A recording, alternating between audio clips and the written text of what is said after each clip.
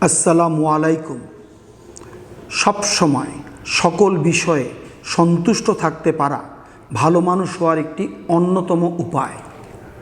যা কিছু ঘটে আল্লাহ তাআলার ইচ্ছায় ঘটে এবং আল্লাহ তাআলা মানুষের ভালোর জন্যই ঘটান এ বিশ্বাস করে যে কোনো অতি ক্ষুদ্র প্রাপ্তিতেও সন্তুষ্টি প্রকাশ করতে হবে এবং বুকের গভীর থেকে আলহামদুলিল্লাহ বলতে হবে।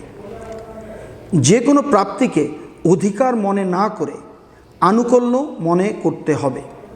যে কোনো প্রাপ্তিতে সন্তুষ্ট থাকলেও সামনে এগিয়ে যাওয়া থামবে না। সেক্ষেত্রে সবসময় থিঙ্ক হাই লুক ডাউন কথাটি স্মরণ রাখতে হবে। সবসময় বড় বড় চিন্তা করতে হবে, স্বপ্ন দেখতে হবে যেন বড় বড় কাজ করা যায়, ভালো কাজ করা যায়, জীবনে অনেক উপরে ওঠা যায় এবং এই অর্জনের জন্য সবসময় সততা, আন্তরিকতা ও পরিশ্রমের মাধ্যমে চেষ্টা করতে হবে। তবে নিচের দিকে তাকিয়ে অনুভব করতে হবে যে আল্লাহ তাআলা আমাকে অনেক ভালো রেখেছেন এবং পরম সন্তুষ্টি নিয়ে বুকের ভিতর থেকে বলতে হবে আলহামদুলিল্লাহ।